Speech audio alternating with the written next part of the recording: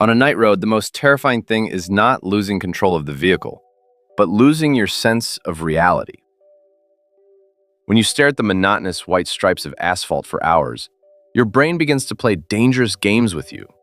But sometimes, what seems like a figment of your imagination turns out to be a brutal and irreversible reality.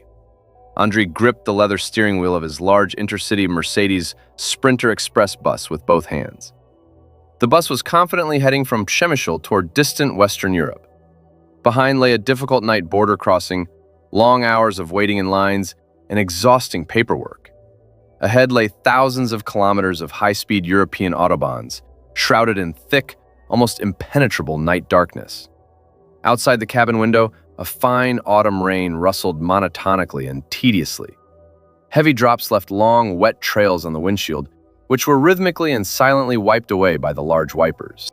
The interior of the minibus had long been living its usual nightly life. It smelled of hot, strong coffee from roadside vending machines, cheap car air fresheners, and the dampness of wet clothes.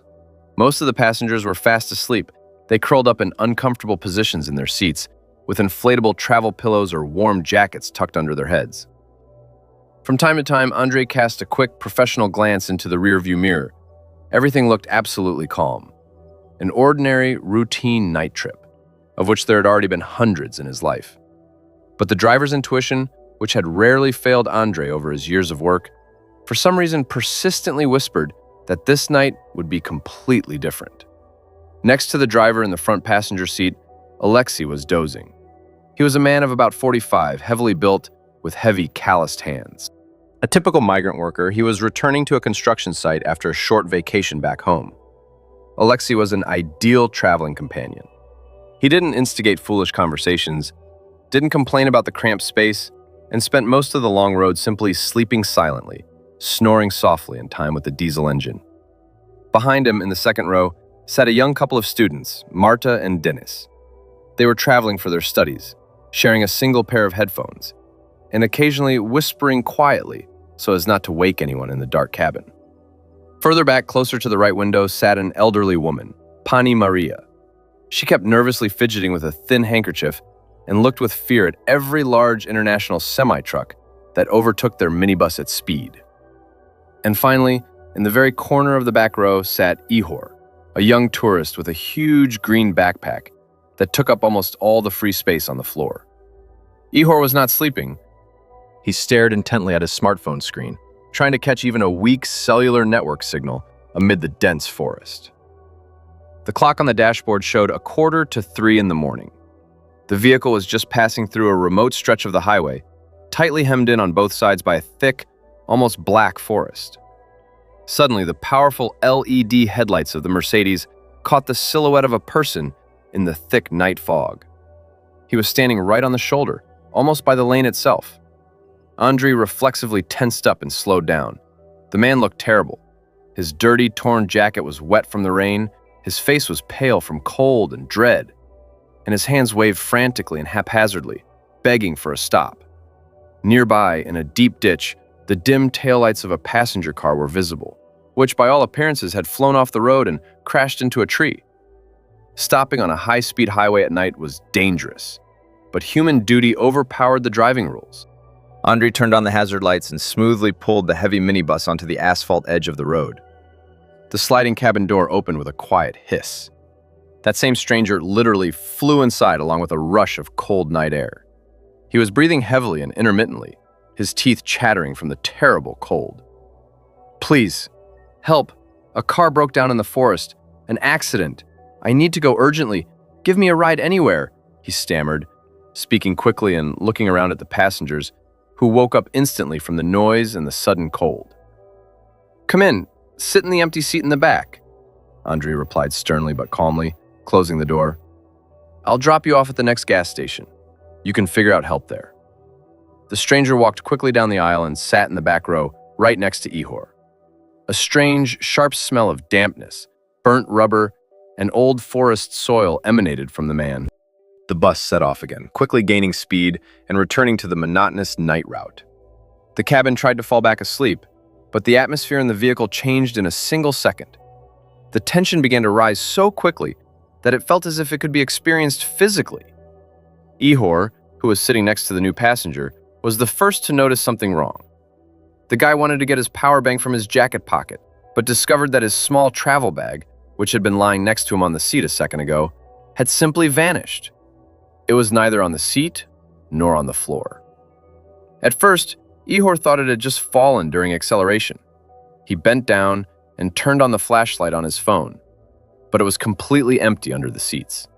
Only the clean rubber mat. Next, strange things began to happen to other people. Marta suddenly noticed that her favorite silver necklace, which she never took off, had disappeared from her neck. She fearfully searched all her clothes, but the jewelry was gone. At the same time, Dennis discovered that his expensive smartwatch on his wrist had simply turned off, and the screen was covered with a strange, fine mesh of cracks, as if from a heavy impact. "Andriy, something is wrong with the car," Alexei said quietly from the front seat, so the passengers couldn't hear. His voice was no longer sleepy. "Look at the dashboard." Andriy lowered his eyes to the tripped computer screen and felt a sticky, cold sweat run down his spine.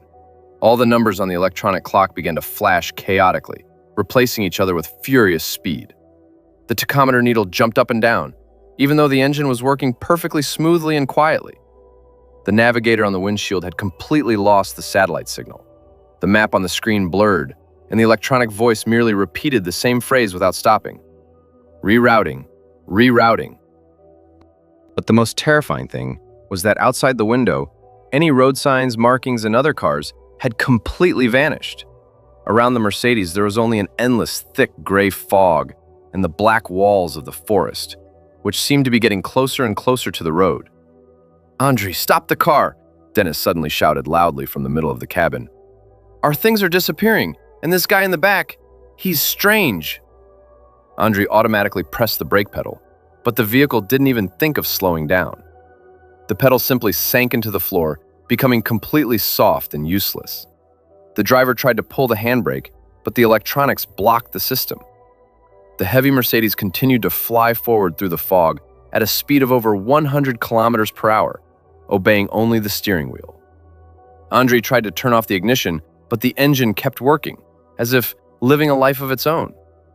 The frightened passengers began to scream. Pani Maria wept loudly and prayed.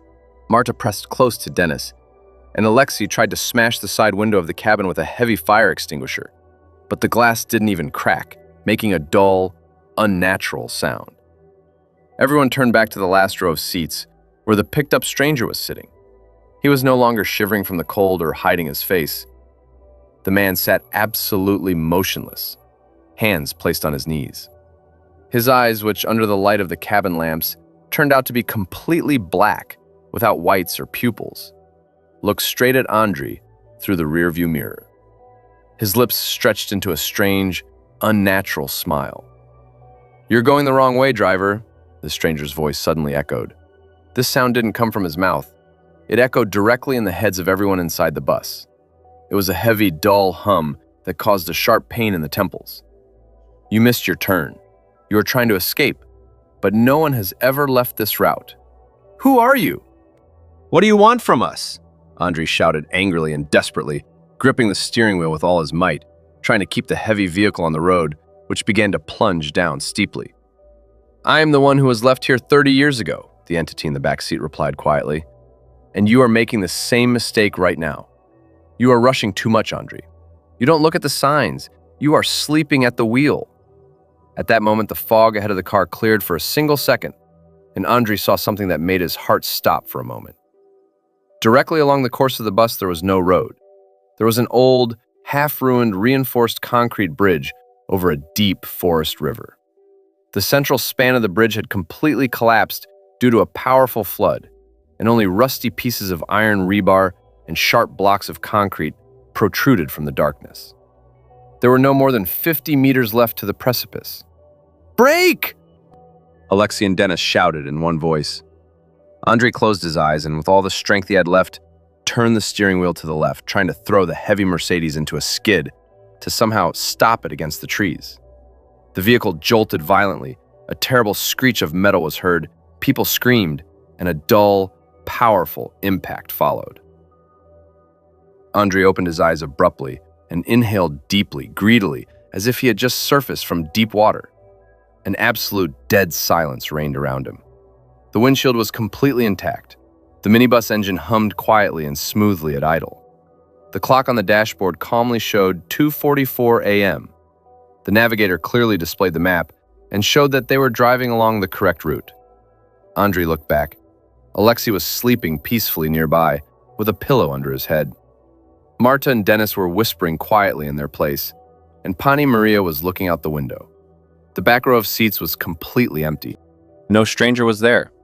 Ihor's huge green backpack stood quietly on the floor. The driver sighed heavily and wiped the cold sweat from his forehead. Could it have been just a dream? A terrible, realistic hallucination from fatigue? He thought, trying to calm his trembling hands.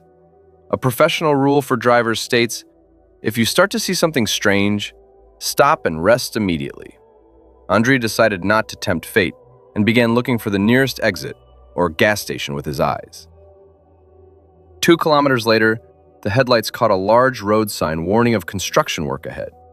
And behind it, right in the middle of the highway, stood a large concrete block and a barrier with red lights. Nearby stood a temporary detour sign pointing to a narrow side road. Andriy smoothly stopped the minibus in front of the barrier. He looked at the side road going deep into the forest and suddenly noticed an old, rusted sign on the shoulder, on which the name of the river ahead was barely visible.